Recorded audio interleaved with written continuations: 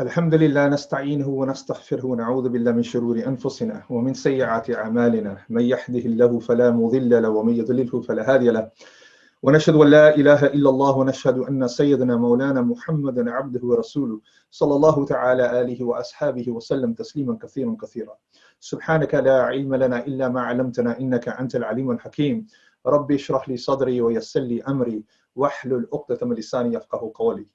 Assalamu alaikum wa rahmatullahi wa barakatuh, and welcome to our study of Hadith related to plagues and epidemics, more specifically from the Sahih of Imam Bukhari, 𝐀𝐜𝐚𝐿, in more sort of specifically on the chapters of 𝐁𝐚𝐚𝐥𝐚𝐿 related to plagues and epidemics, and also accompanying Hadith which relate to the same topic. So the idea in today's session, inshallah, is number one, to draw a balance, recognizing that some of the people who have come online are not sort of accustomed to the traditional approach in how we teach hadith in our Islamic seminaries. So on that basis, we'll give you a bit of a flavor of the traditional approach, and at the same time try to elaborate on some kind of depth and detail. So inshallah, hopefully, the purpose was to actually go into quite a bit of detail. I will avoid certain topics, mainly topics related to the riwayah, which is to do with the narrators themselves, but rather focus on the matan, on the actual the text of the hadith more so, and make it very relevant to inshallah the current crisis that we're all going through at the moment. So what I'm going to do initially is I will attempt the following. We will have somebody who will, one of my students, who will read the hadith, and then what we'll do is I will translate. There will be a translation there already, and then I will briefly explain the hadith from the translation. Also, I will then go into some more detail regarding the hadith narration, if there is any need for us, or related hadith related to that particular hadith. And then talk about the different commentaries. So from the sharihin, those people who make commentary on Bukhari more specifically. So I will just give you a bit of an analysis about what their statements are related to this particular hadith. Also other commentaries from other scholars who are classical as well as more sort of contemporary. Then finally, what we'll do is I'll talk about some of the issues related to the hadith and explain how it's relevant to today, inshallah, in relation to COVID-19. And then throughout the session, we will have the opportunity to make it slightly interactive in terms of we can have a Q&A, and then finally finish up with more questions if anybody has them. So you can use two particular facilities here. You can either use the Q&A. I will initially, during the session, out of the barakah of having a session like this where we are being taught the hadith of the Prophet sallallahu alaihi wasallam. This is, as we've always been taught as students of ilm, that we should always have a certain level of adab about, etiquettes, how we study the hadith, especially from kitabs such as canonical kitabs like Bukhari, for example. So on that basis, please maintain etiquettes throughout the whole session, because this is the kalam of the Prophet sallallahu alaihi wasallam we're going to be talking about, the words of the Prophet sallallahu alaihi wasallam. So for that reason, that element of respect and awe in terms of his Mubarak words, we are very important in sessions like this. So we must maintain certain etiquettes, inshallah, throughout the whole session. Okay, so first of all, what I'm going to do is I'm just going to elaborate on a couple of definitions, because these definitions are important. And it's very important that I elaborate this right at the beginning, because it will save time and energy later on. So what I'm going to do first is I'm going to talk about words that are used interchangeably when we're describing things like, for example, plagues or epidemics. So here, let's start off with the first word, which is 𝐁𝐴𝐚. 𝐁𝐴𝐚 will be used a number of times throughout the Ahadith, the prophetic traditions that we're going to be studying. And in essence, what it refers to is there are many statements related to this. What I've done is I've actually taken a few little statements about how 𝐁𝐴𝐚 has been described by a number of different scholars. And you'll find that some describe it as a kind of wabah. A wabah here would refer to an epidemic, but we'll elaborate on that in a short while, with which men are smitten by the jinn. So this is an interesting point, because there was an understanding, and by certain scholars that did mention this, that there is a relationship between jinn and ṭaʿūn. Okay, so we'll talk about that in a short while. Another statement is it's a mortality, yani there's a sense of death in consequence of waba, an affliction directly attacking man. So these are the way it's been sort of described. The waba, the ta'un, the word ta'un is what we call an ism al-mubalagha, which means that it's a noun of intensiveness. So on that basis, it comes from the word ta'ana. Okay, and ta'ana means to pierce something, to pierce or poke something. And when you're emphasizing the concept of being pierced intensively, then you would be talking about and describing it as ta'un. So this is, in essence, how the word sort of came about to some degree, and it's been used in a number of different texts in description of plagues. The next thing is waba. And before I just go on to waba, just let me explain something about plagues. Recognizing that the Black Death in Europe was a very sort of horrendous time in history, and it resulted in, there are estimates that approximately 200 million deaths occurred throughout the whole world. And this is caused by a bacterium called Yersinia pestis, which is carried in the guts of fleas, and then it turns live as parasites and rats. And then if it infects flea bites, you get infected flea bites on a human, it enters the tissue and disseminates through the lymph system. So your lymphatic system, it sort of goes into the lymphatic system, accumulates within the lymph nodes, groins, armpits, where your lymph nodes are mainly, makes them swell, they hemorrhage, and they can, what we call necrose, they become gangrenous, and you get a kind of a dark blue, black appearance. Now, when this happens, they get massively enlarged, inflamed, they become discolored, and they are termed buboes. So bubonic plague comes from that idea, and hence the bubonic plague. So less commonly, the bacteria is disseminated in the blood, resulting in a septicemic plague. So they get an infection in their blood, and they become very unwell, and they can die from that. So this was passed from person to person. And it can also, at that time, there's recordings that it would also affect the lungs. So you get a pneumonic plague, where you get pneumonia as a result of that. So on that basis, this description regarding the Black Death or the bubonic plague sounds and correlates very closely to the descriptions that were given by the classical scholars, more specifically. I mean, I mentioned here Qadi Iyad, but reality is that Imam Nawawi, Hajar Asqalani, rahimahullah, many of the scholars historically have described it in this particular way, which aligns itself and it sounds very familiar in what we would consider as bubonic plague. So that's the first thing. Now, Qadi Iyad, rahimahullah, says that ta'un refers to a specific type of sickness. So he makes it quite specific. So he talks it as a pestilence or the well-known plague, which is known for its boils that cover the body, and so these are his own words. And waba refers to generally all epidemic sickness. Waba is referred to as ta'un because of its likeness in leading to death. Otherwise, every ta'un is waba, but not every waba is ta'un. So this is what we call amum wa khasus mutlaq. So in essence, what you have is you have that every ta'un, so every plague, is considered as a form of waba, a form of an epidemic, but not every epidemic is a plague. So I suppose that's probably the way to make sense of this. So you can already see here that there is some kind of differentiation that came about in differentiating the difference between what we call ta'un and what we consider as waba. Now, these words were used quite interchangeably throughout the text, and they caused quite a bit of confusion. So on that basis, it's quite important for us to recognize that sometimes words are used interchangeably by scholars throughout history. Reality is that we need to come down and sort of define them more so appropriately. Now, on that basis, as we go through the chapters of Hadith, these terms will be used, and it's important that we recognize the context in which they are being used. Now, a few other things that are important to mention here. One is about the understanding, or the medical understanding at the time, historically, was related to the Galenic sort of approach, which was about 4 humors. So that was about your blood, your phlegm,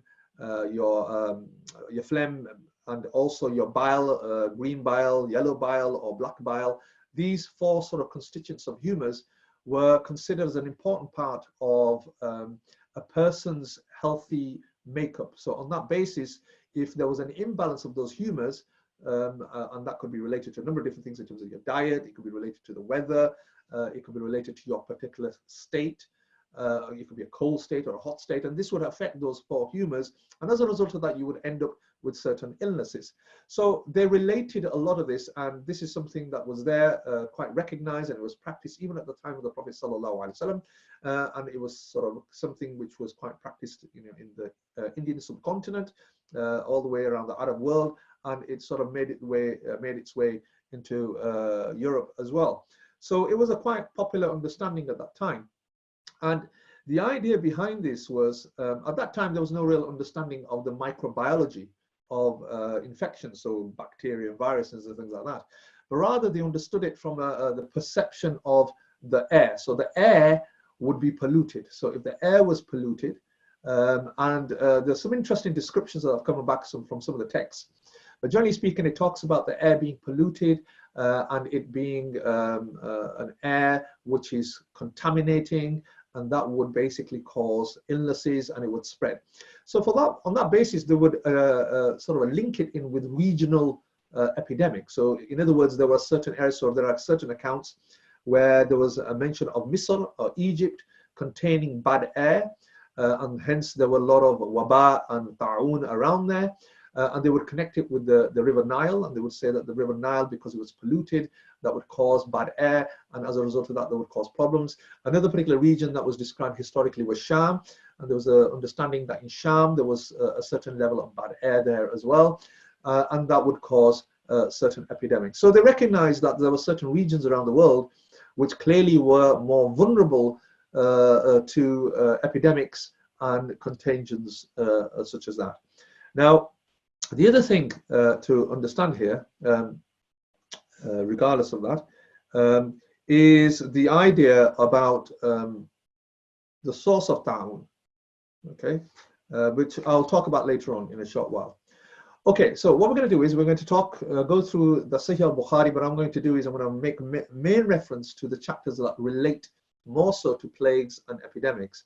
So here we'll go through chapter 19. There is a hadith there. There's chapter 29.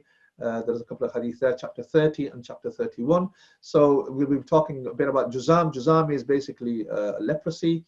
29 talks about woe went out of a land because of its climate and water.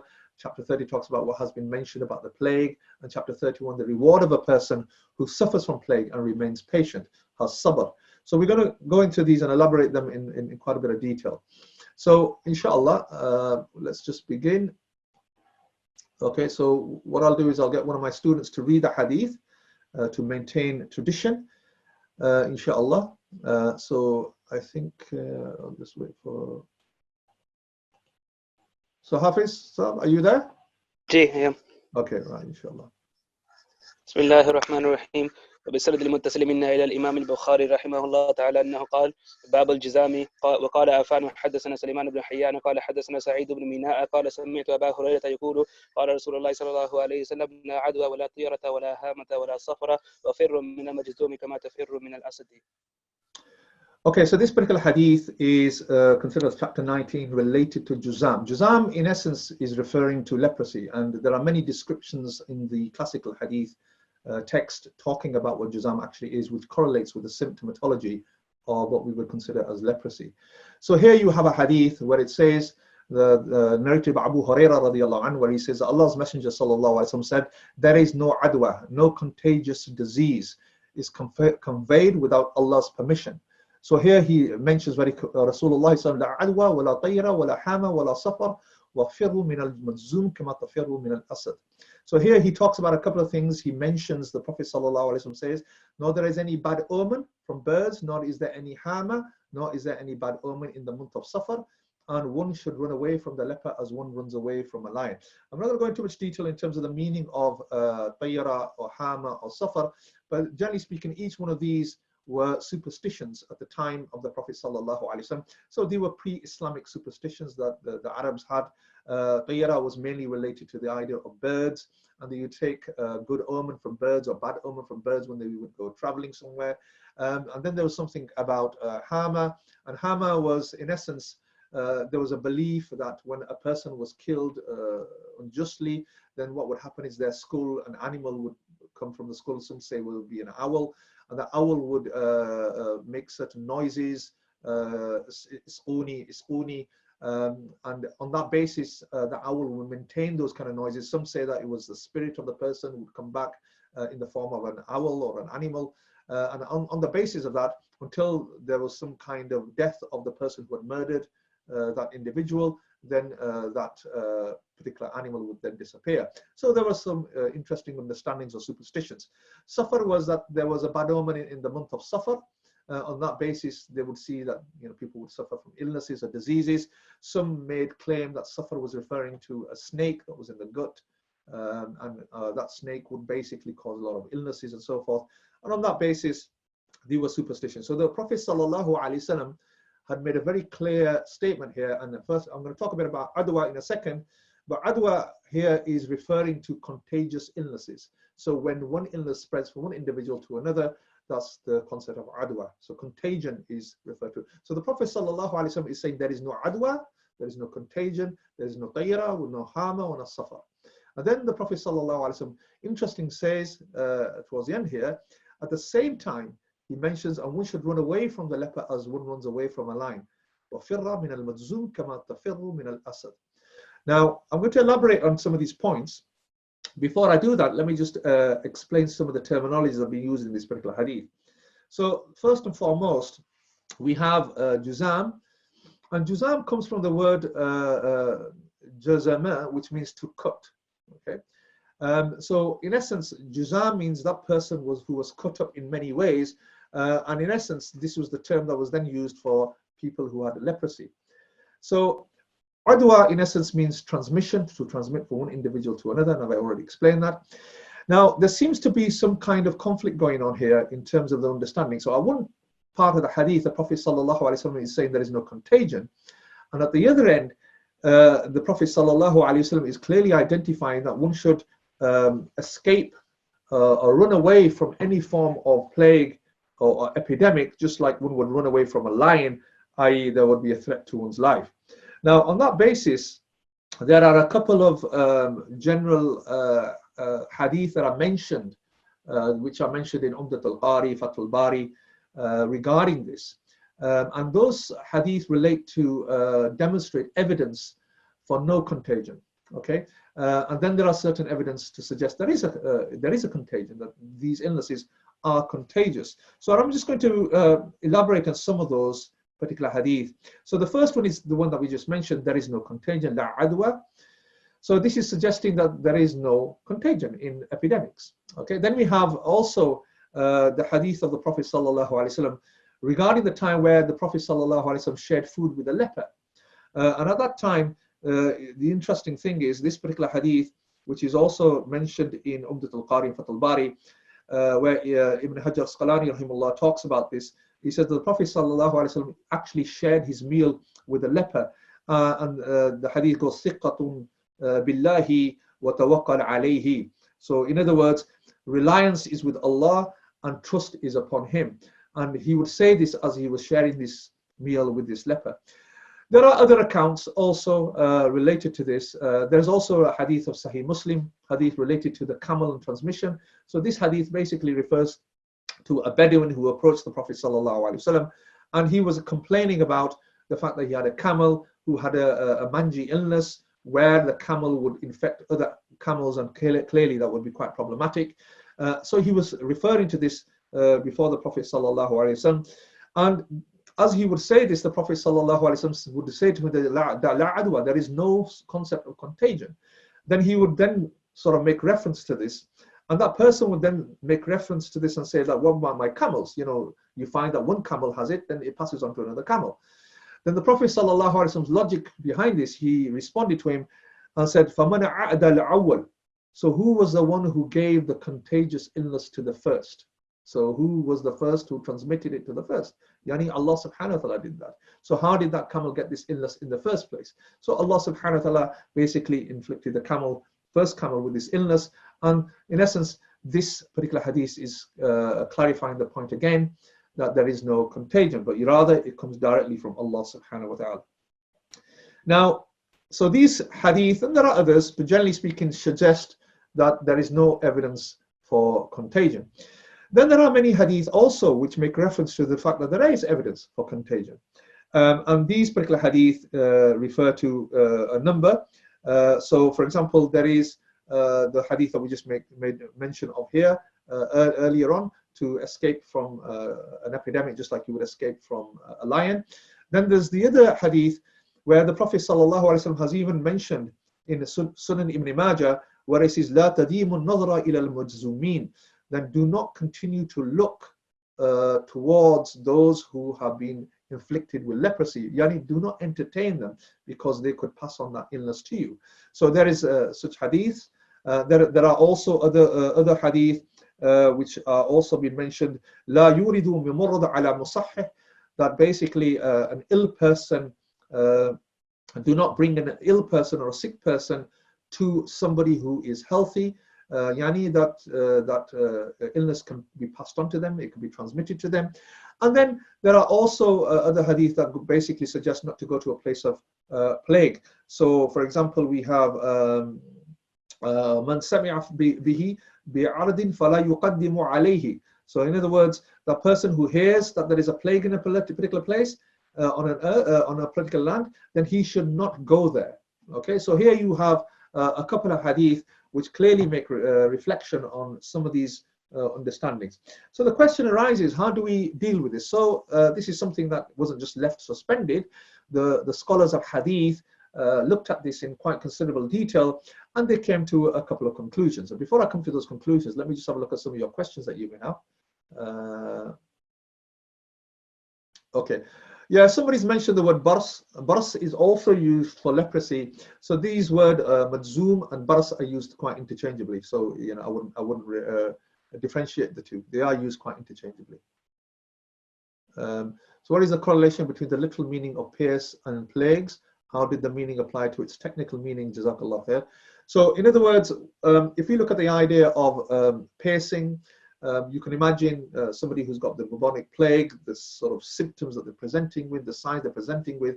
So it seemed like their body was being pierced in many, many different ways, especially around areas where you have many lymph nodes. So axilla area, under the armpits, around the groin area, these kind of areas were the worst. And they would become black and quite heavily swollen. And on the basis of that, the term sort of correlated to that. And then historically, it started becoming used for that particular purpose. Okay, so the approach to the muhaddithun is that there are certain approaches to this. So some claim on the basis of this, these certain claims that have been made by certain scholars, like, for example, the Maliki scholar, Isa ibn Dinar. He talks about this and he says that this is an abrogation. So in other words, reality is that the Prophet ﷺ mentioned this being not contagious, but then later on elaborated on this more so that it can be passed on, but it's done with the hukm of Allah subhanahu wa ta'ala. So the previous hadith will be abrogated. This is not the authentic opinion or the recognized opinion today.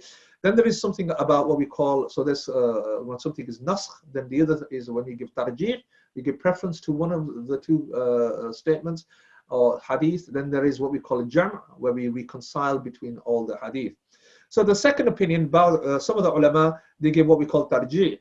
Okay, so on that basis, they state that we give more preference to certain hadith relative to others. Okay, and then finally, you get what we call reconcile. On that basis, the preferences, you get different scholars who are more in favor of it not being a contagion. The others were more in favor of being a contagion. Then there was, and this is probably the most recognized approach to this, and this is the approach of reconciliation. So the question is, how do you reconcile these two concepts together? So on the basis of reconciliation, the sort of approaches that have come about are in essence related to the idea that the idea of what we call mustahab and ihtiyat. So in other words, that a person who runs away from an epidemic, clearly recognizing this is a hadith that they're acting upon, the Prophet ﷺ advised them, then this would be rewarding for them to do. And it would be something to act on caution. Now, as for those kind of hadith where you see that the Prophet ﷺ was, for example, sharing a meal with a leper, the scholars say that that would suggest the hadith does not negate the idea that this would be impermissible to do, but rather it just states that it would be permissible for you to do that. So, for example, situations like as frontline medical staff, you know, the idea is as long as you've got your safety gear on, then you can come and close to people who are infected. On that basis, it would be permissible for you to do that. So on that basis, this is one form of reconciliation. The other reconciliation concept that is approached here is on the basis of the means. So this is through the asbab. So there is a lot of discussion regarding the idea that this is what we call a sabab zahiri. So sabab zahiri is affirming that there is contagion. So this is like the physical means. So Allah subhanahu wa ta'ala, basically through his sunnah, he has created the dunya, the world, in a way that it follows a certain set of rulings, a set of principles. So in other words, a person would go through those physical means to be infected. So Allah subhanahu wa ta'ala formulates the physical means for them to be infected. However, it is through Allah subhanahu wa ta'ala's commands and it's through his works that a person becomes infected. And a person will only be infected with the permission of Allah subhanahu wa ta'ala. However, there are what we call sabab haqiqi. These are the actual means. So the actual mean negates the idea of it being contagious. So this is related to the idea that Allah subhanahu wa ta'ala is in full control and all contagious illnesses occur solely from the permission of Allah subhanahu wa ta'ala. So on that basis, it relates to this from this particular perspective. Now, Ibn Hajar, rahimahullah, in Fath al-Bari explains some quite interesting things. He elaborates on this point and he says that the approach to these hadiths should be such. And he talks about it from the perspective of it's related to the strength of Iman.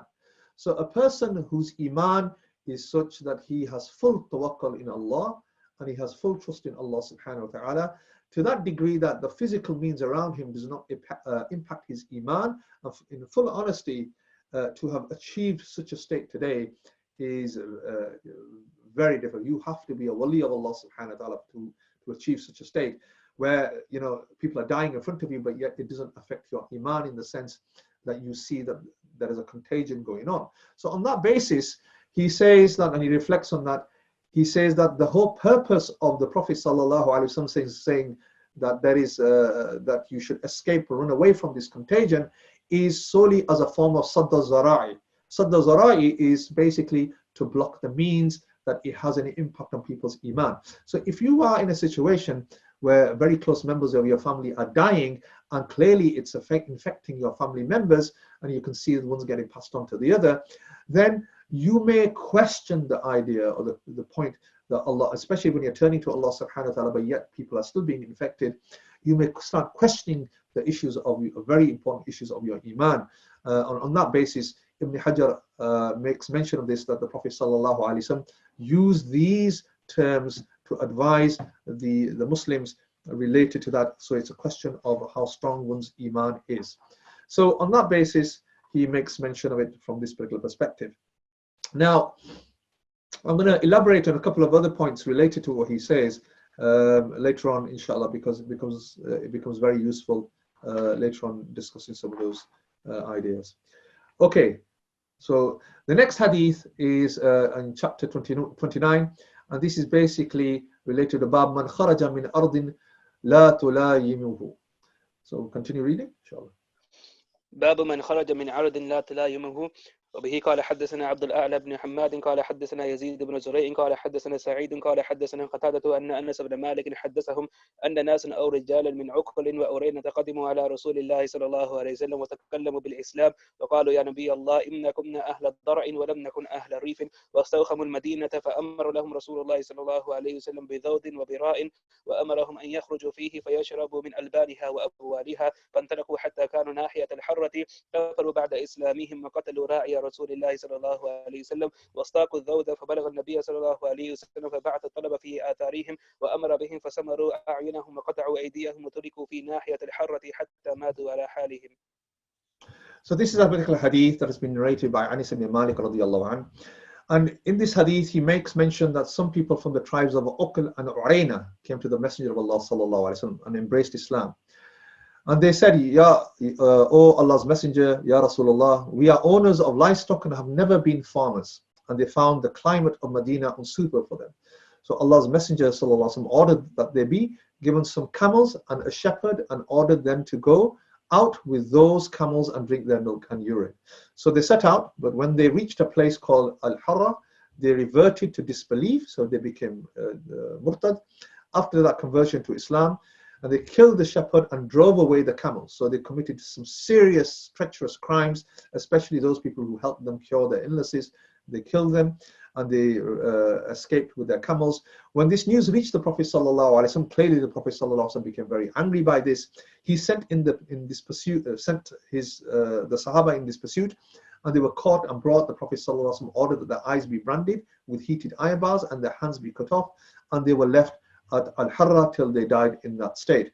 Now, there's a couple of things in this hadith that relate to a number of different masail related to issues of the Tadawul bil Muharram and various other things. So I'm not going to go into the detail of that. That's for another day. In fact, you can join our classes on the Hadith of Prophetic Medicine, 𝐁𝐜𝐚𝐥𝐚𝐿, which is a whole course in itself if you wanted the detail of that. But generally speaking, I'm just going to refer to this solely on the basis of plagues and epidemics. The interesting question is, why did Imam Bukhari bring about this particular chapter and place this particular hadith underneath this chapter? And the answer to that is, Imam Bukhari was trying to elaborate on a couple of points. First point he's trying to raise here is that, number one, he makes mention of a tribe, Uql and Urayna. They came to the Prophet ﷺ and they clearly made mention of a couple of very interesting things. So they talked about the fact that they were basically owners of livestock and they've never been farmers, but they found the climate also, when they came to Medina, they found the climate of Medina quite unsuitable for them. So Allah's Messenger ﷺ then advised them to basically go to another region, which is outside Medina, and drink of their milk and their urine, the camel's milk and urine. So on that basis, the Prophet ﷺ was recognized the idea of certain contagion that could be existent and certain groups of people being susceptible to that idea. So on that basis, the Prophet ﷺ advised them to go to a different region and take of this other sort of natural cure, and that's what it's related to. So the whole purpose of this is that the Imam Bukhari is indicating here, so the commentators say that the reason why this bab has come forward, whoever went out of a land because of its climate and water, is making reference to the idea that Imam Bukhari is saying that when there is an epidemic, then you can move from that epidemic if it's not if it's not an outbreak. So if there's no outbreak there, then you can move from that particular region and look for cure elsewhere in a climate which is better for you. Okay, remember, taking into consideration the understanding at that time, they believed that epidemics were in the air, and it was the air that was contagious, and it didn't agree with certain people. So on that basis, you can see how this hadith correlates with that particular idea. Okay, next chapter. باب ما يذكر في الطاعون. وبه قال حدثنا حفص بن عمر قال حدثنا شعبة قال أخبرني حبيب بن أبي ثابت قال سمعت إبراهيم بن سعد قال سمعت أسامة بن زيد يحدث سعدا عن النبي صلى الله عليه وسلم قال إذا سمعتم بالطاعون بأرض فلا تدخلوها وإذا وقع بأرض وأنتم بها فلا تخرجوا منها. فقلت أنت سمعته يحدث سعدا ولا ينكره قال نعم. So this particular hadith, باب ما يذكر في الطاعون. And this is what has been mentioned regarding the plague. So here you can see this particular hadith. The Prophet ﷺ said, if you hear of an outbreak of a plague in a land, do not enter it. But if the plague breaks out in a place where you are in it, do not leave that place. So interestingly, Imam Bukhari has now placed this next chapter, which correlates with the previous, and it elaborates more in detail. So the Prophet ﷺ made mention of this. إِذَا سَمِعْتُمْ بِالطَّاعُونِ بِعَرْضٍ فَلَا تَدْخُلُوهَا وَإِذَا وَقَعَ بِالْعَرْضِ وَأَنْتُمْ بِهَا فَلَا تَخْرَجُوا مِنْهَا. So here, this particular hadith is in essence making reference to this whole idea that one should move from an area where there is going to be an outbreak. So the Prophet says, if you hear of an outbreak, you're hearing about this, there's an outbreak and it's coming to a particular land, don't enter it. So don't go there. But if the plague breaks out in a place where you are in it, then do not leave that place. So the question arises, and this is interesting because the commentators of this hadith elaborate on a couple of things why this may be so. Why has the Prophet ﷺ said that if you hear of an outbreak in land, don't enter that particular land, and also the idea that you don't leave that place either. So the question arises on that particular basis, and there is a couple of explanations are given to that. But this last part related to فَقُلْتُ أَنْتَ سَمِعْتُهُ يُحَدِّثُ سَعْدًا وَلَا يُسْكِرُهُ وَقَالَ نَعَمْ. This is just elaborating on the point, the soundness of this hadith. So he's saying here that I said, did you hear this? And he sort of confirmed, and he said that he heard Sa'ad, and he mentions this, and he says, yes, I did hear this. So this is confirming the soundness of this particular hadith. So Imam Bukhari normally elaborates on these additional points amongst the narrators, the fact that they are confirming that they definitely heard this from the particular narrator. So these are all elaborations of that point. So there's a couple of things that need to be mentioned related to the two hadith that we've talked about so far. First is confirmation of this idea of there being a bad air. So clearly elaborates on the part that was the understanding at the time. Now maybe you can elaborate on that, and you could say, you know, bad air could make reference to the idea that you could be passed on through water droplets, just the same when we talk about COVID-19.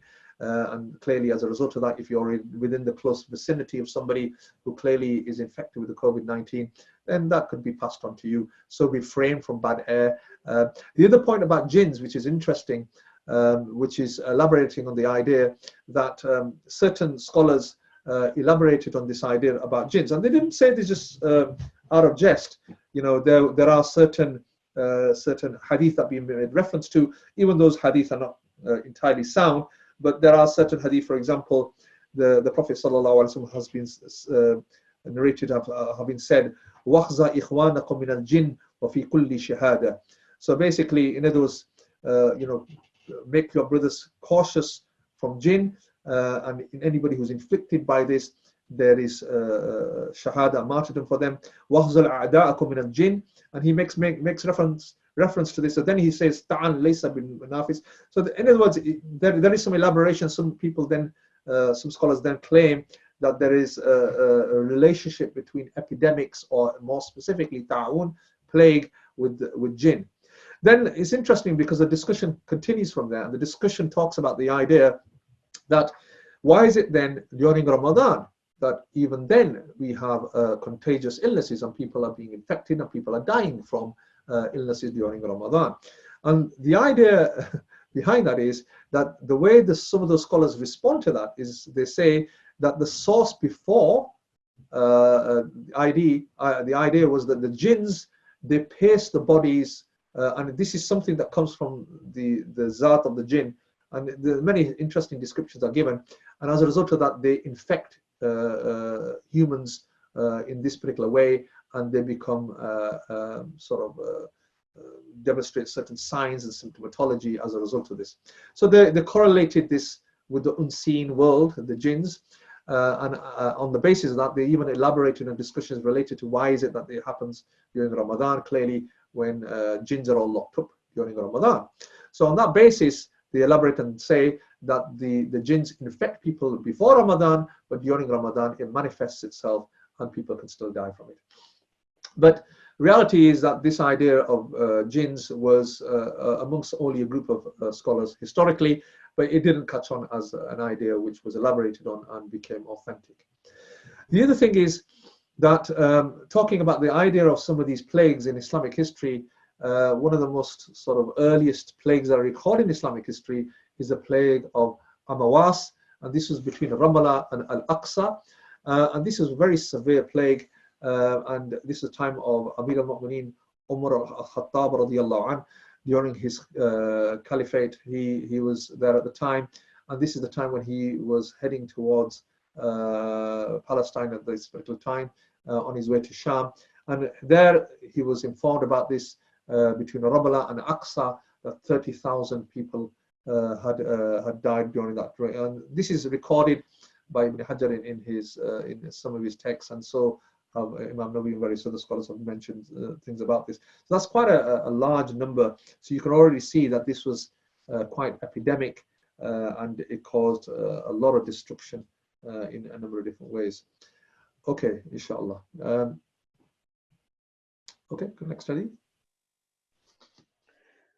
وبه قال حدثنا عبد الله بن يوسف قال أخبرنا مالك عن ابن شهاب عن عبد الحميد بن عبد الرحمن بن زيد بن الخطاب عن عبد الله بن حارث بن نوفل عن عبد الله بن عباس أن عمر بن الخطاب رضي الله عنه خرج إلى الشام حتى إذا كان بسرغ لقيه أمراء الأجناد أبو عبيدة بن جراح وأصحابه فأخبروه أن الوباء قد وقع بأرض الشام. قال ابن عباس فقال عمر ادعوا لي المهاجرين الأولين فدعاهم فاستشارهم وأخبرهم أن الوباء قد وقع بالشام فاختلفوا، وقال بعضهم قد خرجت لأمر ولا نرى أن ترجع عنه، وقال بعضهم معك بقية الناس وأصحاب رسول الله صلى الله عليه وسلم ولا نرى أن تقدمهم على هذا الوباء، فقال ارتفعوا عني، ثم قال ادعوا لي الأنصار فدعوتهم فاستشارهم فسلكوا سبيل المهاجرين واختلفوا كاختلافهم، فقال ارتفعوا عني، ثم قال ادعوا لي من كان هاهنا من مشيخة قريش من مهاجرة الفتح، فدعوتهم فلم يختلف منهم عليه رجلان، فقالوا نرى أن ترجع بالناس ولا تقدمهم على هذا الوباء، فنادى عمر في الناس إني مسبح على ظهر فأسبحوا عليه. قال أبو عبيدة بن جراح أفرار من قدر الله؟ فقال عمر لو غيرك قال ها يا أبا عبيدة نعم نفر من قدر الله إلى قدر الله. أرأيت لو كان لك إبل هبطت واديا له عدوتان إحداهما خصبة والأخرى جذبة، أليس إن رأيت الخصبة رأيتها بقدر الله وإن رأيت الجذبة رأيتها بقدر الله؟ قال فجاء عبد الرحمن بن عوف وكان متغيبا في بعض حاجته فقال إن عندي في هذا علما سمعت رسول الله صلى الله عليه وسلم يقول إذا سمعتم به بأرض فلا تقدموا عليه وإذا وقع بأرض وأنتم بها فلا تخرجوا فرارا منه. قال فحمد الله عمر ثم انصرف. So this particular hadith has been narrated by Abdullah ibn Abbas. And the interesting thing about this hadith is the narrators. So here, what I'll do is I'll first elaborate on the hadith itself. In fact, what I'll do is I'll talk about the narrators initially. So you can see here that Abdullah ibn Yusuf says that Malik narrated to us from Ibn Shihab, from Abdul Hamid ibn Abd al-Rahman ibn Zayd ibn Khattab, from Abdullah ibn Abdullah ibn Harith ibn Nawfal. So this particular from Abdullah ibn Abbas. So this hadith, in essence, contains narrators where there are 2 Sahaba and 3 Tabi'een. So the 2 Sahaba are the last 2. So here we have, for example, amongst the Tabi'een, we have Ibn Shihab, Abdul Hamid ibn Abd al-Rahman ibn Zayd ibn Khattab, Abdullah ibn Abdullah bin. So Abdullah ibn Abdullah ibn Harith bin Nawfal was a Sahabi, and Abdullah ibn Abbas is a Sahabi, and prior to that, the narrators are Tabi'i and Tabi'i.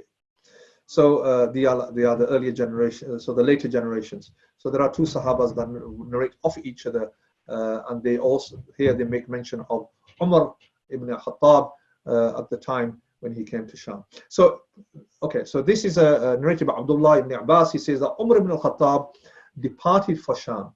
And when he reached Sarq is a particular place just outside on the way to Sham. So he said the commanders of the Muslim army, Abu Ubaidah bin Jarrah and his companions, met him and told him that an epidemic had broken out in Sham. So Umar radiallahu said, call for me the early emigrants. So this is, in other words, the Muhajireen, Umar radiallahu wanted to consult with the Muhajireen at the time, so he wanted their opinion regarding what he should do. So Umar called them, consulted them, and informed them that an epidemic had broken out in Sham.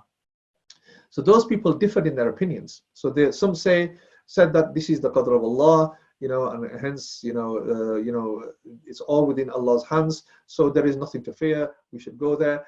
Others responded that there is, senior Sahaba amongst you, and we don't want to, cause a death to them because this will be detrimental to the Muslim world. So in other words, in response to that, some of them said, we have come out for a purpose and we do not think that it is proper to give up. While others said to Umar, you have had along with you other people and the companions of Allah's Messenger, so do not advise that we take them to this epidemic. So Umar said to them, leave me now. Then he said, call the Ansar for me. I called them, so then he called the Ansar. So I called them and he consulted with them, and they followed the way of the emigrants and differed as they did. So they were the same. They sort of came up with similar difference in terms of conclusions. So here we talk about how, you know, our scholars differ on certain ideas and points. You know, this isn't something which is you know, abnormal even at the time of the Prophet sallallahu alaihi wasallam, and also a time of you know, the times of the Khilafat of Umar radiallahu anh. You know, you know, such knowledgeable Sahaba, even they differed on certain accounts. So then he said, call the Ansar for me. I called them and he consulted them, and they followed the way of the emigrants the same way and differed as they did. He then said to them, leave me now, and added, call for me the old people of Quraysh. So this is making reference to the elders, the seniors of Quraysh, who emigrated in the year of the conquest of Makkah. So this is during Fath al-Makkah, and I'll elaborate about who they were. I called them and they gave a unanimous opinion, saying that we advise that you should return with the people and do not take them to that place of epidemic. So Umar radiallahu anh made an announcement, I will ride back to Medina in the morning, so you should do the same. So in response, Abu Ubaidah bin Jarrah said to Umar, are you running away from what Allah had ordained? So Umar radiallahu anh said, was that someone else had said such a thing? Or Abu Ubaidah, yes, we are running from what Allah had ordained to what Allah had ordained. So we have gone from the qadr of Allah to the qadr of Allah. Don't you agree that if you had camels that went down a valley having two places, one green and the other dry, you would graze them on the green one only if Allah had ordained that, and you would graze them on the dry one only if Allah had ordained that. So he used aqli dalil. Okay, he used reason to explain to Abu Ubaidah at the time. At that time, Abdurrahman ibn Auf, who had been absent because of some job, came and said, I have some knowledge about this. I have heard Allah's Messenger sallallahu alaihi wasallam saying that if you hear about it, an outbreak of plague in a land, and not go to it, but if plague breaks out in a country where you are staying, do not run away from it. So Umar thanked Allah subhanahu wa ta'ala and returned to Medina. So here you see there was an elaboration of a hadith of the Prophet sallallahu alaihi wasallam by Abdurrahman ibn Auf radiyallahu anh, and that elaborated and made it very clear for Umar radiyallahu anh. So for that reason he returned back to Medina. Now just continue with the next hadith. وبه قال حدثنا عبد الله بن يوسف قال أخبرنا مالك عن ابن شهاب عن عبد الله بن عامر أن عمر خرج إلى الشام فلما كان بسرغ بلغه أن الوباء قد وقع بالشام فأخبره عبد الرحمن بن عوف أن رسول الله صلى الله عليه وسلم قال إذا سمعتم به بعرض فلا تقدموا عليه وإذا وقع بعرض وأنتم بها فلا تخرجوا فرارا منه. So here you can see the hadith elaborated by Imam Bukhari. So not only has he made this elaborated on the hadith prior to that, that this was something that was said by Abdurrahman ibn Auf, but then he elaborates further with another hadith, which is the hadith which has been testimony to by other Sahaba. This is what Abdurrahman ibn Auf mentioned. So here the interesting thing, فَلَمَّا كَانَ بِالشَّرْغٍ بَلَغَهُ عَنَّ الْوَبَاء قَدْ وَقَعَ بِالشَّامِ. So waba, the word waba is being used here as an epidemic had spread and had occurred in Sham. فأخبره عبد الرحمن بن عوف أن رسول الله صلى الله عليه وسلم إذا سمعت به بعرض فلا تقدموا عليه وإذا وقع بعرض وأنتم بها فلا تخرجوا فرارا منه. So in other words, that if you're in a land clearly the epidemic has broken out, the waba has broken out in the land, do not go to it. But if it breaks out in the land where you are present, do not go out escaping from it. So there's a couple of things that are mentioned in these two particular hadith that need elaborating on also. So here we have, for example, a couple of discussions related to this. The first is in a kind of a sense, first of all, this incident occurred during the 18th Hijri, during Muharram al-Safar. And Sarg is a place. Remember when they came to Sarg, this is where where Umar radiallahu met Abu Ubaidah ibn Jarrah radiallahu anh. So this is near the valley of Tabuk. Okay, so He was with, so the Sharihin also explain who the other members amongst the companions who were with Abu Ubaidah at the time. So he was with Amr ibn Abdullah, Khalid ibn Walid, Zayd ibn Abi Sufyan, Sharhabil ibn Hasana, and Amr ibn As. So these were the other companions that were there with Abu Ubaidah at the time. So the epidemic, interesting historical accounts tell us that this epidemic actually peaked twice within the same region, which elaborates on some of the understandings that we have even today, that you can have an epidemic and then you can come off the peak and it goes down, and then, you know, sometime later it can peak again. So it was something that was happening at the time in Sham. So again, epidemic peak twice occurred, again when Umar got to Syria. So the first Muhajirin refers to those companions. So when we talked about the first group of Muhajirin that came to Umar radiallahu anhu, and Umar consulted with them, who they were those companions mainly make reference to the ones who witnessed the change of the Qibla. Okay, so the change of the Qibla to Bayt al-Muqaddas back to the Haram Sharif in Mecca. Okay, so those Muhajirin who witnessed this account are considered as the first Muhajirin. The seniors of Quraysh, as was mentioned later on in the Hadith, those who decided that unanimously that Umar radiallahu anhu should return back to Medina, they are being elaborated by some of the scholars of Hadith, and they say that these could have been one of the three. So those who did Hijrah to Medina during same year as the conquer of Mecca, those who embraced Islam during the conquer of Mecca, or those who did Hijrah to Medina after the conquer of Mecca. So he's referring to one of these two groups of people that is elaborated upon, as mentioned and talked about as being the seniors, the Akabir of Quraysh at the time. Okay, so here you see there are conflicts related to Abu Ubaidah's actions. Why?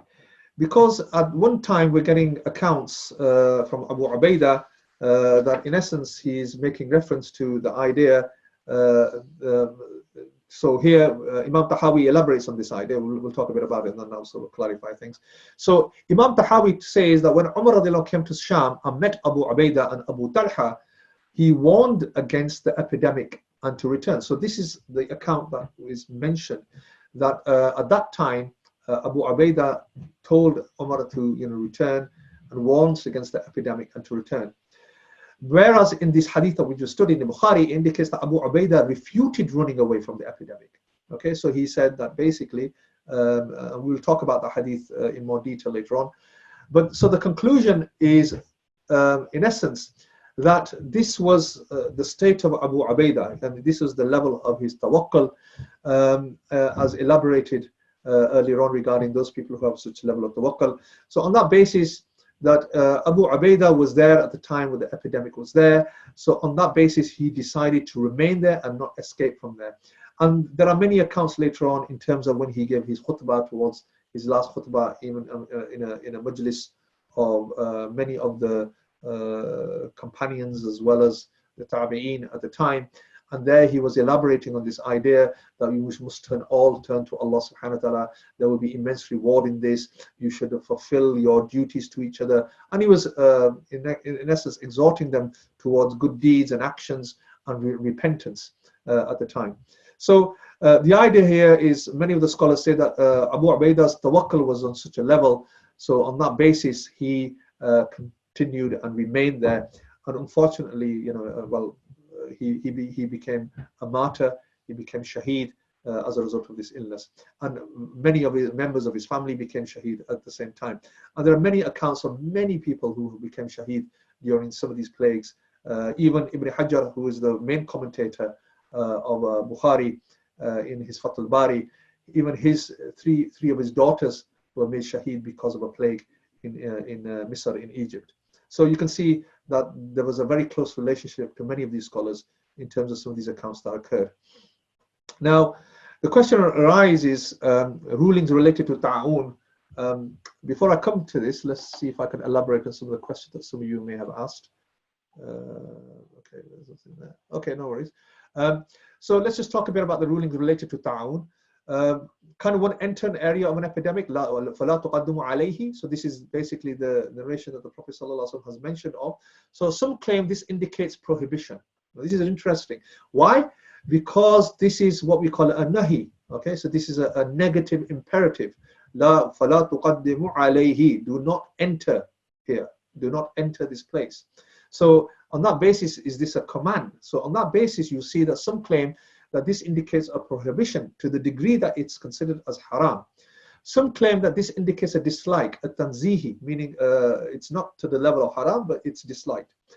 But it's permissible for one with high tawakkul. So they elaborate on a couple of points related to that. Now, the interesting thing is, there are different scholars who take account of this in a number of different occasions and different sort of sources. But generally speaking, we have, for example, Qadi Iyad, who says that it is disliked. So he says it's tanzihi. He makes that claim to enter an area of epidemic. Imam Shafi'i actually says it's haram. He says it's prohibited to enter an area. And he makes mention of the hadith of Aisha radiallahu anha, where basically it's like, where he says that it's like the boil of a camel. So he talks about this as being similar to a boil of a camel.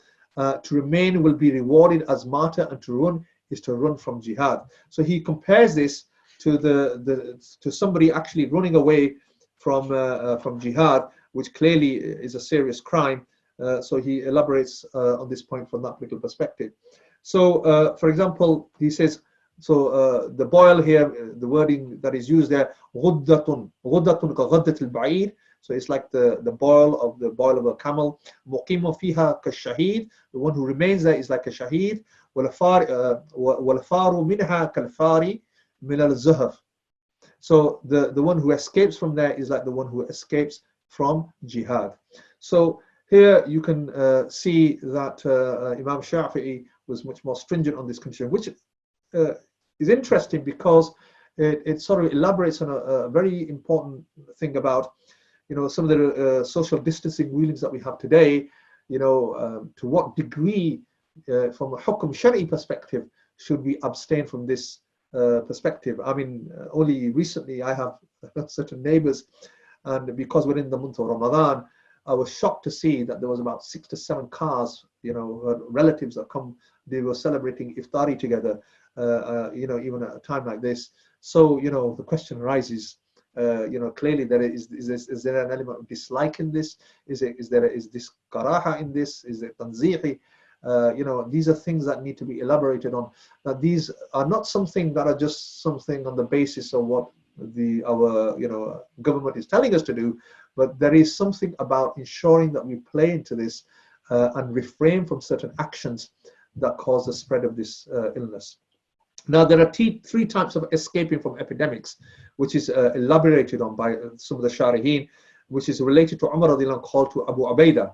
So the first is with intention. So these are the reasons why somebody may be escaping from an epidemic, and there are certain rulings related to that, which are elaborated by Ibn Hajar in his Fath al-Bari. He says that if it is with the intention to escape from an epidemic, so if you're escaping from a land solely with this understanding and belief that there is an epidemic there, and that's the reason why you're escaping from there. So in other words, you're causing issues for other people by spreading it elsewhere. But generally speaking, that is your sole intention. Then Ibn Hajar says that this would be prohibited. Okay? He says this is haram, in fact. So he says there is no intention to escape, but was traveling anyway. So it so happened that you were traveling from one place to another, and as a result of that, with no actual intention that you're escaping from an epidemic, then it would be permissible on that basis, solely on your intention. The third is if somebody has a mixed intention. The mixed intention is that they need to leave and also escape. So there's a kind of mixed intention there. They need to leave because there's a haja or a dhurura, there's a necessity, because they have something to do which is of a serious importance. They need to leave, but also recognizing, hang on, there is an epidemic here, so it's a good thing I do leave. So they have a shared understanding, and there are certain mixed rulings related to that based on the depth of their intention. So you can already see that different rulings have been portrayed on the basis, according to Ibn Hajar, on that point. Okay, so the question arises, is it correct for some ulama today to feel that because there is no contagion, as per the first hadith, we should not adopt social distancing? Reality is that certain people do mention the idea that one should have tawakkul, but you'll find that most people who do talk about it like that are usually people who are not ulama. So ulama recognize the idea that one has a tawakkul, but they don't negate the idea of taking the means. I don't know of any ulama who have actually done that, had made a very clear announcement of the fact that we should not take heed to this. Maybe there are the one or two odd ones here around, but generally speaking, you know, as far as I know, majority, if not all of them, have basically said that you should adhere to the rulings of your government and socially distance yourselves. The way they've done that, their approach to that in terms of the masajid and so forth have been quite different, but generally speaking, they all agree and accept the idea that one should act on the what we call the sabab al-zahiri, okay, the physical means of social distancing, but yet at the same time contain this idea of the tawakkul in Allah subhanahu wa ta'ala, because that's an essential part of our belief, and we should not go without that.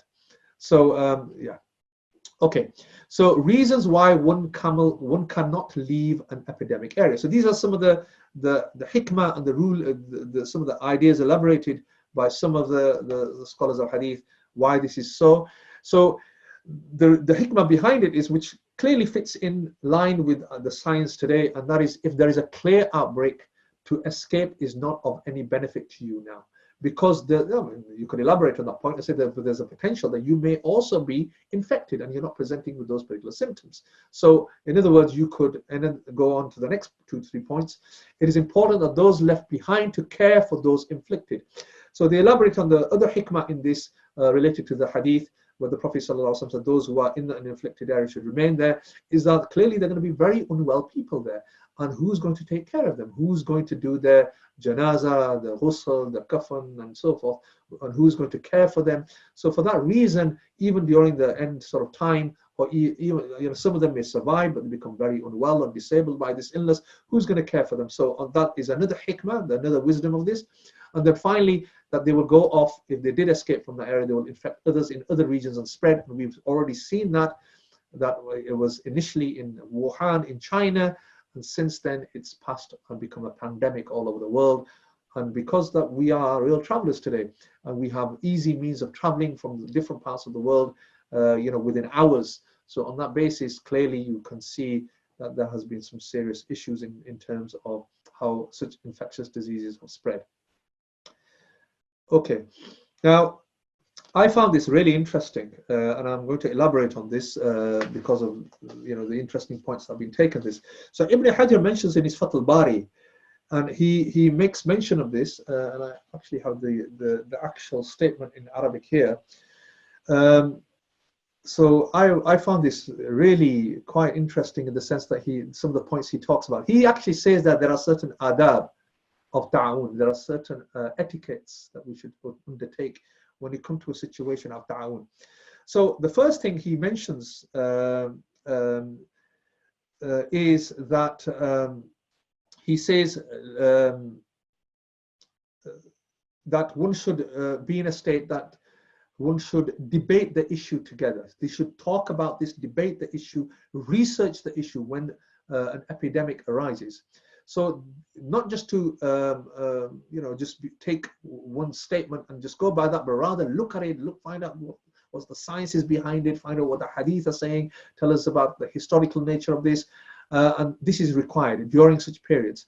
So we should do manazira and mubahatha. So he talks about these two concepts. The other thing that he elaborates on is that he talks about the importance of consultation with all involved. That one should not make up his mind just on the basis of just on one own personal opinion, but rather what should happen is okay, I've got the hadith here now, sorry, the text here, that one should basically do a couple of things here. So he talks about, first of all, the mashru'iyyatul manazira wa istishar fi nawazil. So he talks about that, first of all, you should consult with all those who are involved, the people who have knowledge in this area. There are scientists. You should discuss it with us. So the ulama should be heavily involved with the general people. They should be involved with the experts to come to some kind of conclusion of how they should deal with the issue. The other thing is, he elaborates, وَأَنَّ الْإِخْتِلَافَ لَا يُعْجِبُ الْحُكْمًا. So he says that rulings of obligation can only occur if there is a collective agreement and not when there is not. So in other words, let's say take the example of the masajid.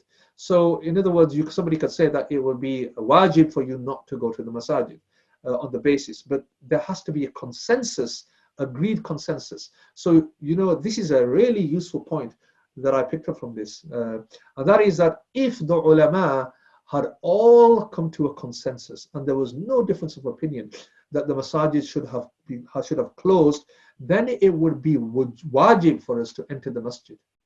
Yeah, and that is something which is a lot harder to take, that it would actually be sinful for you to enter the masjid in that account. So it is a blessing that the ulama had differed on this account. Okay, there are certain ulama who've stated that we should distance ourselves in the masjid, we should take all the different means. So, there is so much hikmah in these things. And Ibn Hajar elaborates on that point, that if there was no ikhtilaf amongst the aima or the ulama, then on that basis, it would be sinful for you to enter a place where clearly there's an epidemic. So in other words, so when there is a difference, then must turn to the Quran and Sunnah. So we must all go back to the Quran and Sunnah. So he mentions that وَأَنَّ رَجُوعٍ عِنْدَ الْإِخْتِلَافِ إِلَى النَّصِّ وَأَنَّ النَّصِّ يُسَمَّعُ عِلْمًا, and it's the nas which is considered as ilm, as knowledge. So use Islamic knowledge which will support you. وَأَنَّ الْأَمُورَ كُلُّهَا تَجْرِي بِقَدْرِ اللَّهِ وَعِلْمِهِ. So he talks about the fact that conclusions should be based on both taqdeer and Islamic knowledge. So we should all also recognize the asbab or the sabab which relates to, or which we talked about, the sabab which is haqiqi. In other words, recognize that this is an act of Allah subhanahu wa ta'ala, and we should turn to Allah subhanahu wa ta'ala. This should be part of our approach and be part of our program in approaching this. So those countries who are Muslim countries, they should outwardly clearly demonstrate and for people to repent and turn to Allah subhanahu wa ta'ala. Muslim leaders should be doing this, and it's an essential part of this. Then he talks about sometimes, and this is a really important issue here, which is, I'd like to elaborate, and I'll use his own words. Okay, so he says, وَأَنَّ الْعَالِمَ قَدْ يَكُونُ عِنْدَهُ مَا لَا يَكُونُ عِنْدَ غَيْرِهِ مِمَّنْ هُوَ أَعْلَمْ بِهِ مِنْهُ. So he says that you may have an alim, or in other words, that sometimes according to him is that which is not according to somebody other than him who is more knowledgeable than him. So on that basis, he's saying that sometimes you may find that junior scholars who have actually, I'll use the word junior scholars here, but rather scholars who do not have that level of knowledge to the degree of some of the senior scholars. Sometimes the junior scholars, or those scholars who do not have as much knowledge, they have a much more deeper insight to the issue from the fact that they may have collaborated and discussed this with other scholars, more so than even some of the most senior of scholars. So he talks about it from that perspective as well. So one can act with wujub on solitary hadith. This is another thing. He talks about the hadith of Abdurrahman ibn Auf, who provided a khabar wahid hadith, a solitary hadith, on the basis of his testimony, and Umar radiallahu anh accepted the hadith. So he talks about the fact that this suggests that there is the wujub of action, obligation of acting upon hadith, which is even a khabar wahid. Then he talks about preference given to majority and those with experience. So he then talks about اتفاق أهل الحل والعقد هم الصحابة فقبل. Okay, so then he further talks about the idea that leaders need to pay attention to public and remove harm as much as possible. So subhanallah, some very relevant points mentioned by Ibn Hajar in his Fathul Bari. Okay, let's continue with the next hadith.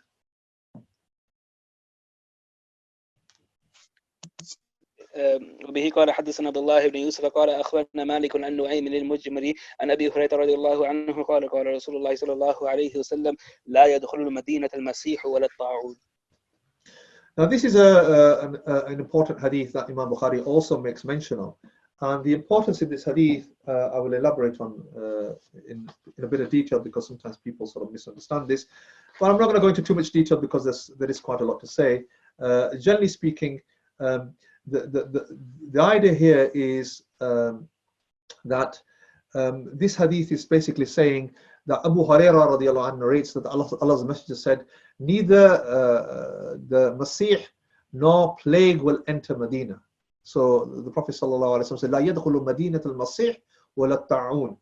Now, there is a couple of elaborations on this, and a couple of points to be raised here. So, for example, there are other hadith of a similar nature, where, for example, there is a mention of Makkah here. But it's interesting how Imam Bukhari makes only mention of Medina, and he doesn't elaborate on the hadith related to Makkah as well.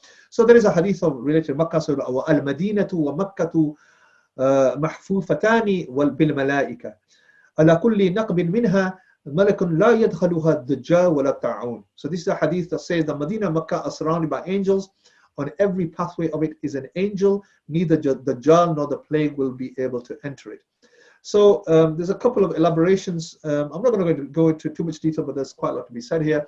But I'm just going to point to some important statements that have been made by certain scholars, more so some of the classical scholars and some of the more recent scholars. So I'll first make mention of Imam Qurtubi. He talks about the fact that what this is referring to is that an epidemic or a plague cannot spread in Medina like in other epidemics, therefore can enter Medina. In other words, what he's saying is that to the degree that you have found it in other parts of the world, you will not find an epidemic spread to that degree in Medina. Okay, so he's saying more specifically in terms of the intensity of an epidemic spread and the level of deaths and the mortality rates to that degree will not be the same as in Medina as it would be relative to other places. Ibn Qutaybah mentions, as well as Imam Nawawi mentioned, that it cannot enter Medina, meaning that this is it's not happened historically. There's not been a major epidemic in Medina, so they make reference to that and they elaborate on some of the points related to this. But as they do that, they also make a reference to the idea that here the reference is ta'un. So ta'un is referring to a particular plague. So it's referring to a specific illness rather to the idea of an epidemic. So for that reason, the reference here is that epidemics can enter Medina, but not plagues to the degree that have been mentioned and described earlier on as bubonic plague. And there is no historical account of bubonic plague entering Medina. So Umar ibn Shaybah in his Tarikh Makkah, he says the same applies to Makkah narration. And he says, however, been argued that there was a plague in 749 Hijri, which was not an epidemic. Now, there's a couple of things here that are mentioned here, and I'm just got this slide out. I think it's worthwhile just mentioning this. Historically, what did happen around Makkah and Medina? So here you see that between 13 to 24 Hijri, Abu al-Aswad al-Du'ali narrates that I went to Medina when there was an outbreak of disease and people were dying rapidly. I was sitting with Umar and a funeral procession passed by. So clearly there was there was a certain epidemic there. There were people who were dying there. This was around about 13 to 24 Hijri. In 152 Hijri, an inscription on a rock of a prayer asking for relief of an epidemic that struck Medina, found by historian Muhammad ibn al-Mughadawi. He says the inscription writes, "O Allah, remove the waba, epidemic disease and difficulty from the people of Medina." Okay, then in 735 Hijri, there was the incidence of diphtheria, epidemic that struck Medina that would kill 15 people every day, and they had not seen anything like it prior to this. And then you see 749 Hijri, an epidemic disease that struck Mecca around about 1235 Hijri, where 8,000 died in Hijaz in general due to epidemic diseases, and epidemic disease that came from India killed 3/4 of the pilgrims in Mecca even, and Hajj period in Mecca witnesses epidemic diseases. Now, there's a couple of things that need elaborating on. I'm going to make reference to Faith al-Bari, whose author is Sheikh Anwar Shah Kashmiri, rahmatullah alayh, who is a scholar of the Indian-Pakistan continent, and he puts down some really interesting points here. He talks about a couple of things, and he mentions that some of the roots of this hadith have had the word insha'Allah written in them, the ones that refer to the Makkah and Medina.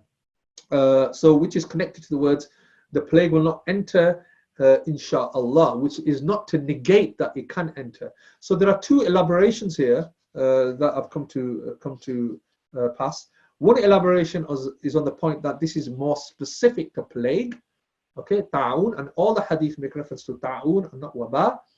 Okay, and the other point to make reference here is that epidemics can enter Medina, and historically we've seen it happen. The hadith related to Mecca are not as sound. So in other words, the scholars who say that it's more inclined towards the hadith related to Medina only. On that basis, those hadith that relate to Medina do not in essence negate the idea that epidemics cannot enter Medina. Rather, those epidemics, when they do enter Medina, they will not be to the degree that they would occur elsewhere in the world. So the Medina is probably the most safest place to be in the sense of a serious pandemic all over the world from that particular perspective. Okay, so okay, let's continue. وبه قال حدثنا موسى بن إسماعيل قال حدثنا عبد الواحد قال حدثنا آسم قال حدثتني حفصة بنت سيرين قالت قال لي أنس بن مالك رضي الله عنه يحيى بما مات قلت من الطاعون قال قال رسول الله صلى الله عليه وسلم الطاعون شهادة لكل مسلم. Now, this is an interesting hadith that Imam Bukhari then relates under the same chapter title. And the interesting thing about this particular hadith is how he elaborates on this whole idea. And this hadith is basically narrated by Anas ibn Malik. And he basically states there that that death from plague is martyrdom for every Muslim. Ta'un shahadatun li kulli Muslim. And then further on, he mentions the other hadith where he narrated by Abu Hurairah radiyallahu anh, where he says, al-mabatun shahid wa mat'un shahid. So somebody who has died from an abdominal disease is a shaheed, and somebody who dies from plague is a shaheed. So I'm going to elaborate on this particular point because sometimes this is not well understood. And by doing that, what I've done is I'm going to go back in Kitab al-Jihad wa Sir in Bukhari itself because it elaborates on these points a lot more detail. So we're going to just make reference to some of those hadith as well. So this is Babu Shahadatu Sab'un Siwa Qatl. And this is an interesting sort of an account because here it elaborates on the idea that Imam Bukhari has placed a chapter on the subject that there are 7 martyrs other than killed in jihad. So it's worthwhile just elaborating on this particular hadith on that particular basis. So if you continue with this hadith, inshallah. وبه قال حدثنا عبد الله بن يوسف قال أخبرنا مالك عن سمي عن أبي صالح عن أبي هريرة رضي الله عنه أن رسول الله صلى الله عليه وسلم قال الشهداء 5 مدعون والمبتون والغرق وصاحب الهدم والشهيد في سبيل الله. And the next hadith. وبه قال حدثنا بشر بن محمد قال أخبرنا عبد الله قال أخبرنا آسم عن حفصة بنت سيرين عن أنس بن مالك رضي الله عنه أن النبي صلى الله عليه وسلم قال الطاعون شهادة لكل مسلم. So there are 2 hadith here that Imam Bukhari makes mention of. The first is narrated by Abu Hurairah. Now in here he says that Allah's Messenger sallallahu alaihi wasallam said 5 are regarded as martyrs. They are those who died because of plague. So shahadatu hamsa al-mat'un wa mabatun. And then he says wa ghariqu wa sahibul hadm wa shahid fi sabilillah. So he says that these are number 1, the shuhada are 5, the mat'un. Okay, those have basically died from plague. Wa mabatun, those who died from abdominal illnesses. Wa ghariq, those who have died from drowning. Wa sahibul hadm, those who have died on the basis of trauma such as a falling building, etc. And wa shahid fi sabilillah, and the martyrs in Allah's cause. Then the next hadith Imam Bukhari relates here is from Anas ibn Malik, where he elaborates again wa ta'un. Ta'un shahadat li kulli Muslim. So again, this is the same hadith he relates later on in the kitab, which we talked about earlier on. He said the plague is the cause of martyrdom of every Muslim who dies because of it. Now, there's a couple of things that are useful to pick up from this particular thing and this account. So Ibn Buttal, who was another commentator of Bukhari, he says there are 4 types of shaheed other than the one who is shaheed in jihad. So why has Imam Bukhari mentioned 7? Okay, so go back to this hadith again. So he says that Imam Bukhari has given the title, and what we do is we call this Tarjamatul Bab. So we relate the hadith that Imam Bukhari writes records under each title and relate it to the title. Why has Imam Bukhari mentioned this title and placed these particular prophetic traditions underneath that particular title? So here Imam Bukhari is saying shaheed are 7 other than the ones who die in jihad. So in other words, there should be a mention of 7, and here he's just elaborated on 4 other than the ones who die in jihad. Okay, so Ibn Battal clearly addresses a very important question here. So the response to that is interesting as well, and I'll elaborate on the response in more detail, but generally speaking, I'll just mention 1 or 2 little things before I do that. And that is the reasons why that may be.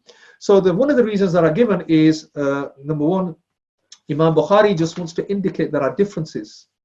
Okay, so that's the first point that is mentioned. So maybe that is the difference why, this is the reason why Imam Bukhari has mentioned 7 there, but yet he's only elaborated on 4 in the hadith. So one explanation of that is that Imam Bukhari just wants to indicate that there are differences, and there are differences by a number of different scholars. So I will make mention of some of them.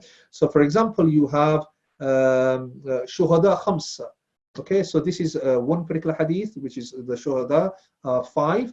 Then we have one by Jabir ibn Atiq radiyallahu anhu, who's a Maliki scholar, who says Shuhada sab'atu siwa qatl. The Shuhada are 7 other than the ones who have died in jihad. So this relates to the hadith, the title, the Tarjumat al-Bab of this particular hadith. So this is the hadith of Jabir ibn Atiq radiyallahu anhu, who is a Sahabi, who narrates this Shuhada sab'atu siwa qatl. So some of the Muhaddithin say that the reason being that Imam Bukhari would have placed potentially this particular hadith in here to elaborate on this point. And Imam Bukhari, sometimes what he does, he will place a title, but he will not necessarily place a hadith which relates directly to that title and elaborates on it. But rather what he's trying to do is he's trying to indicate some interesting things related to that title, but he will give his own particular opinion, which is this. And some of the commentators of the hadith say what he's elaborating on is in this particular hadith by Jabir ibn Atiq, the Sahabi who basically mentions this.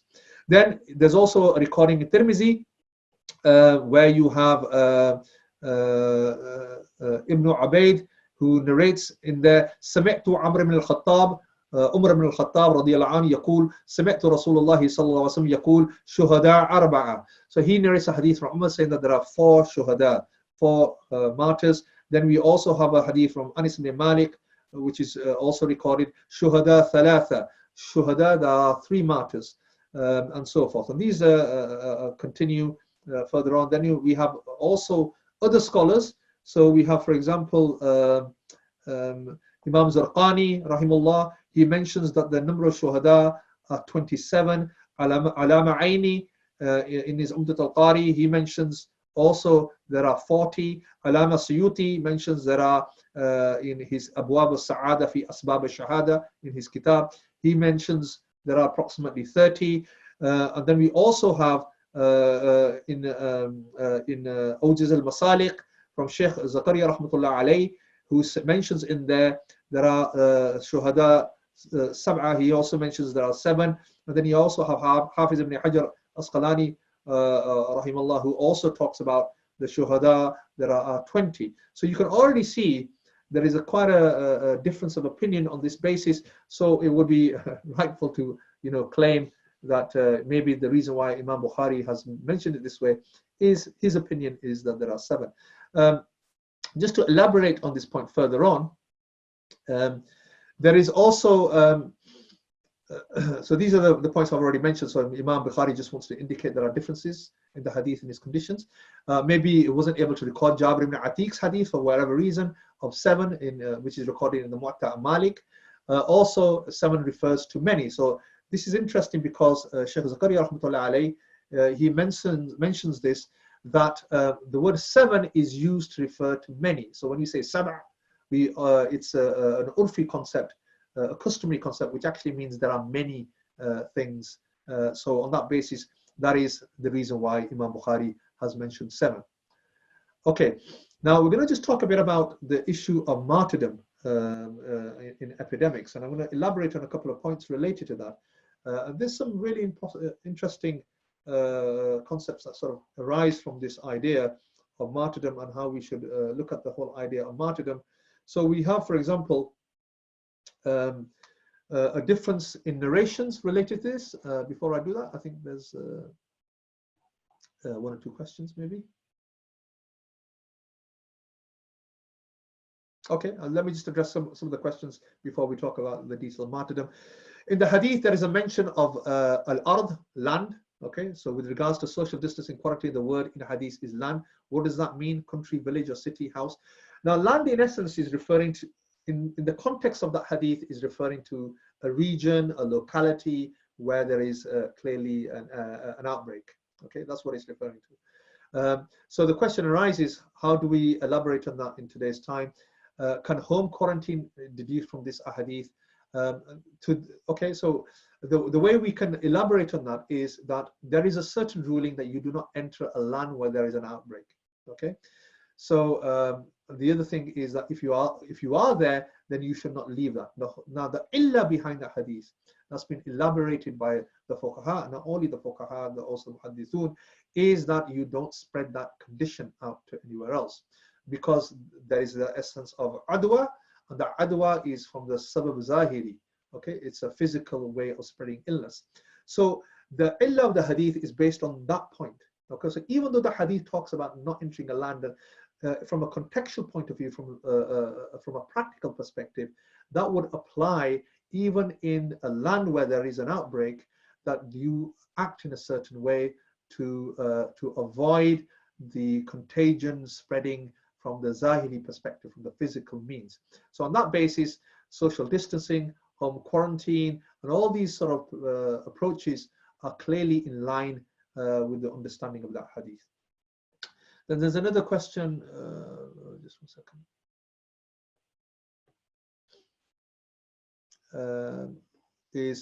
And do not say about those who are killed in the way of Allah that they are dead, rather they are alive, but you perceive it not. Yeah, I'm going to elaborate on this point. The shuhada, they are alive in their graves and so forth. This is a point that I will make mention of, inshallah, in the next topic. Okay. So the question about martyrdom in epidemics. So this is elaborated on quite a bit by certain muhaddithun and scholars. So we have Imam Karmani, Ibn Hajar al-Aini, all commentators of Sahih Bukhari, and they make mention of a couple of things related to this. I know that some of you want to talk online. Alhamdulillah, that's fine. Can we just wait until some of these slides are done, inshallah, then we'll allow you to talk towards the end. So please hold on, inshallah, and you raise your hand, and inshallah, I'll come back to you. So difference in narrations and number of types of martyrs. Okay, so what is all about? So to specify a number does not negate others. So Imam Karmani mentions this, that just because we're specifying a number does not negate there are other martyrs also. So if you're saying that there are 7, there are 6, you could be saying it from a contextual perspective, which is the other point that Ibn Hajar al-Aini are mentioning, that this is just contextual, that the Prophet ﷺ at that particular spare of the moment said that there are 7 shuhada. There are related to the person who was asking the question, related to the context. The other thing that's important is the Prophet ﷺ may have increased the number in reference to them over time, as many people were dying for many other reasons. So he says there are 8, there are 9, and so forth. So on that basis, that could be another explanation. Now the question arises, what is a shaheed? So the definition of shaheed, according to the fuqaha and our legal sort of understanding that is important here, one who dies fighting in jihad with wounds. So he has jarh, so he is majruh, meaning he has wounds on his body and he dies on the battlefield. Okay, that is somebody who is considered as a shaheed, or killed by renegades. So Baghi, they come and they kill an individual on that basis. He would be made a shaheed. Looters, or who loot unjustly. Okay, so these would be also considered a shaheed. Now, there are means, like this means that others will be given some reward. Okay, so what that actually means, when we refer to this, we're talking about the ajr. So what we're talking about, when somebody is given, considered as a shaheed, it means that the ajr, the reward, will be no different to a shaheed who has died on the battlefield. That is what is made reference to. So there are 3 categories of shaheed. Okay, there are what we call shaheed fi dunya wal akhirah, the shaheed who is shaheed in the dunya and the akhirah. Okay, so this is referring to people who are made shaheed as the fact that they have made shaheed in jihad, and they die with the intention of Islam. So they had died with the intention of Islam, and at the same time, they are on a battlefield, or they are in the process of jihad. So those are considered as shaheed in the dunya and the akhirah. Then we have a shaheed of the dunya only, and these are participants in jihad, but they did not have the intention of Islam. So what that actually means is that on that basis, they clearly died on a battlefield, or they died in the state of jihad, but unfortunately their intentions were corrupt. They did it for fame or for whatever reason, and on that basis their shaheed is just dunya only. And then we have shaheed of the akhirah, and these are all the other shaheed that we're talking about epidemics. So let me elaborate on these three different categories of shaheed. So what it means by shaheed fi dunya wal akhirah is meaning the rulings related to them will be based on rulings related to the dunya and the akhirah. So there are certain rulings related to a shaheed in the dunya, which are related to the fact that you do not need to do ghusl of them, you do not need to read janazah on them either. So all the rituals that we perform, they do not need to be done on a shaheed who participates in jihad. So these are the rulings of ahkam al-dunya. Okay. So similarly, somebody who has the wrong intention, but yet he does jihad and he is made a martyr, on that basis he is just a shaheed in the dunya. In other words, in the akhirah, Allah will take him to task on his intentions, but in the dunya, the ahkam will still follow because he was participating in jihad. We do not question that person's intentions. He died on a battlefield, and therefore he will be treated the same as any other shaheed. Then you have the shaheed of the akhirah, and this is where that person will be rewarded in the akhirah. The ahkam related to the shaheed do not apply to them in the dunya. So in other words, we still continue with the ghusl, we still continue with the kafan, we still continue with the janazah and the burial. All these rulings will remain with these individuals, but in the akhirah they will be rewarded equivalent to a shaheed who died on the battlefield. And that is the elaborate point here. So there are these are the main sort of categories that have been mentioned, and you'll find that the scholars make a lot of reference repeatedly to these same points, that they are shaheed in these three ways. So the question related to the idea that they are alive in their graves, the shaheed are alive in their graves, that would not apply necessarily to a shaheed who died from an epidemic. So these are the concepts of the dunya and not the akhirah. So the epidemic, somebody who dies from an epidemic and is made shaheed because of that, that relates to the reward that they will receive in the akhirah, but all the rulings will apply to them in the dunya in terms of the rituals of burial, etc.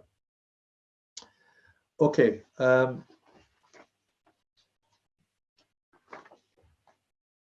Okay, next hadith. باب أجر الصابر في الطاعون. وبه قال حدثنا إسحاق قال أخبرنا حبان قال حدثنا داود بن أبي الفراتي قال حدثنا عبد الله بن بريدة عن يحيى بن يعمر عن عائشة زوج النبي صلى الله عليه وسلم أنها أخبرتها أنها سألت رسول الله صلى الله عليه وسلم عن الطاعون، فأخبرها نبي الله صلى الله عليه وسلم أنه كان عذابا يبعثه الله على من يشاء، فجعله الله رحمة للمؤمنين، فليس من عبد يقع الطاعون فيمكث في بلده صابرا يعلم أنه لن يصيبه إلا ما كتب الله له إلا كان له مثل أجر شهيد. تابعه النضر عن داود. So this is basically the chapter regarding the ajr, the reward given to somebody who is patient during ta'awun. So this is a very important point to finish off with, and this is our last chapter that we'll be talking about in the Sahih Bukhari related to plagues and epidemics. But here you can see the hadith. This is narrated by Mu'mineen Aisha radiyallahu anha, the wife of the Prophet sallallahu alaihi wasallam, that she asked Allah's Messenger sallallahu alaihi wasallam about plague, and Allah's Messenger sallallahu alaihi wasallam informed her, saying plague was a punishment which Allah used to send on whom He wished, but Allah made it a blessing for the believers. So here the Prophet sallallahu alaihi wasallam says regarding ta'awun, and he says أنه كان عذابا يبعثه الله على من يشاء فجعل الله رحمة للمؤمنين. So it's a mercy for the believer. فليس من عبد الله يقع طاعون فيمكث في بلده صابرا يعلم أنه كان يصيبه إلا ما كتب الله له إلا كان له مثل أجر الشهيد. So here the elaboration is, so Allah has made it a blessing for the believers. None among the believers remains patient in the land in which plague has broken out and considers that nothing will befall him except what Allah has ordained for him, but Allah will grant him a reward similar to that of a martyr. So interestingly, Imam Bukhari elaborates on this point regarding the shaheed context as somebody who will be given an ajr similar to the one who is being martyred fi sabilillah in jihad on the path of Allah subhanahu wa ta'ala. Now, this is a very important topic because it places a condition on somebody who dies from an epidemic in the sense that he must be somebody who is a sabir, somebody who has patience. So it's very, very important that even if we are inflicted with any kind of illness and our loved ones are, we should ensure that they have patience through the process, because this is a condition for them to be gaining the reward of shaheed. So if a person is completely turning away from deen on that basis at a time like this, and they are doing things which will be contrary to Islam and in that particular conduct and behavior, then unfortunately this reward will not be for them. So this is very, very important point to make note of here. There are other examples. So for example, one who dies from epidemic and the martyr with wounds will be the same in reward. So it's interesting how Tabrani, he mentions here that the wounds that you have during as a martyr in a battlefield are sort of compared with the wounds that a person has as a result of an epidemic. Now I'm just going to elaborate on a really important thing that really touched my heart when I was reading this, and this is the hadith or the statement of Mu'adh ibn Jabal at the funeral of Abu Ubaidah radiyallahu anhu, Abu Ubaidah ibn Jarrah, on this point, where he elaborated on some really important points. So Mu'adh ibn Jabal at the funeral of Abu Ubaidah stood before the people and addressed them saying this. He said, "O people, turn back to Allah. Repent for your sins, for any servant that meets Allah repentant from their sins has a claim of deserving Allah to forgive them. Whoever has a loan on them, let them pay it off, because a servant of Allah is held under the pledge of giving back their loan. Whoever has woken up today and abandoned their brother due to a disagreement and grudge, then go out and meet them and reconcile. It's not befitting that any Muslim abandons their brother more than 3 days. O Muslims, you have been distressed by the passing of a man that I don't claim," and he's referring to Abu Ubaidah radiallahu anhu. So he says, "O Muslims, you have been distressed by the passing of a man that I don't claim I have seen a servant more dutiful or open-hearted, nor more distant from harboring misfortune towards others, or more loving of everyone and wishing good for them, advising them than him. Stand and seek mercy from him and the prayer for him." So let me just explain something about Abu Ubaidah ibn Jarrah. At the time when Khalid ibn Walid radiallahu anh was conquering land upon land, Umar radiallahu anh sent a messenger to change the leadership at that time from Khalid ibn Walid to Abu Ubaidah. And the reason why he said this is he mentioned this in my own words, that we have taken plenty of land, and now what we need is a leader to descend mercy on the people so that people come into folds into Islam.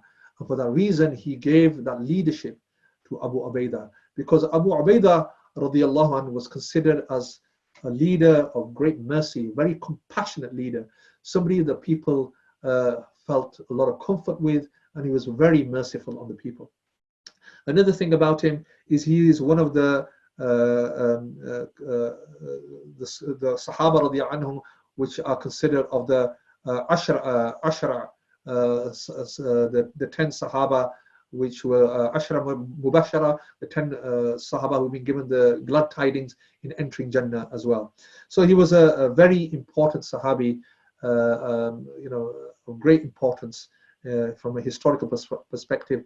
And Mu'adh ibn Jabal made mention to, said these, very, very important statements regarding him, and also as advice towards all at the time of his funeral. So recognizing this, inshallah, I'm just going to sort of mention just a few points that are elaborated by scholars related to the idea of epidemics, and inshallah, and then we'll finish on that point, and then I'll open up to one or two questions, inshallah. So a servant of Allah subhanahu wa ta'ala understands a calamity as either this. So this is very important to understand. As servants of Allah subhanahu wa ta'ala, we should look at calamity in this particular way.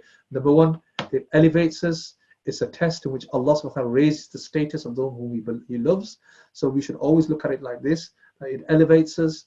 Number two, it purifies us of sins that were committed, and it's better for us sometimes that they are cleansed in this life than the next. So this is another approach to looking at it from that point of view. And third, as a reflection of signs delivered to a person to come back to their Lord. And then finally, an affliction, a punishment for sins and rejection. So these are the four ways and the reasons why Allah subhanahu wa ta'ala brings a calamity upon the people. And it's very important for us to take heed, inshallah, and for us to turn to Allah subhanahu wa ta'ala in such an occasion. If there's any final questions, inshallah, I'll address your last few questions and then we'll finish on that note. Okay, so we've got a question here regarding to ta'un not entering Medina. If we say it means for the ta'un to enter but not to be as intense as the rest of the world, how do we then interpret Dajjal not entering Medina al-Munawwara? Can we interpret the two subjects in different ways, even though the context is one in terms of language linguistically? Yeah, you'll find that the Sharihin, the commentators of Hadith, they do distinguish between the two. So they don't consider Dajjal in the same jins as, or the same genus as ta'un. They talk and elaborate on ta'un differently. They say that there is zahiri. We can see that already ta'un has, not ta'un, but generally waba has entered Medina. So what they're saying here is that ta'un will not enter Medina. Some will elaborate on that point. The others will say that basically we won't have an epidemic to the degree we have elsewhere entering Medina. That's an interpretation. The interpretation of Dajjal entering Medina is quite different. It's talked about quite separately, and it talks about Dajjal in a quite different sense. Okay, which I'm not going to elaborate because it's off the subject. Okay, the next point. Okay, is if there's anybody who wants to say anything or ask any questions, you can ask, inshallah. Otherwise, what we'll do is we'll finish at that point. I've gone over quite a lot of detail, so maybe your questions have already been answered, inshallah. But if there's no other questions, I recognize that I've gone quite a bit over time. So inshallah, I will finish on that note. So may Allah subhanahu wa ta'ala give us the good fortune to turn to Him and make dua for ourselves, for our families, for the ummah, for mankind, for us to better ourselves. These are trials from Allah subhanahu wa ta'ala that we should turn to Him. We should repent for our sins and inshallah reflect on ourselves and better ourselves, because that is the essence, that's the reality of how epidemics are removed from us. It's when we in essence abstain from sin and also recognize that sometimes Allah subhanahu wa ta'ala wants the betterment for us. For that reason, we should see it from these different perspectives. Okay, jazakumullah khair, and inshallah, hopefully that's been very beneficial for you all. Assalamu alaikum wa rahmatullahi wa barakatuh.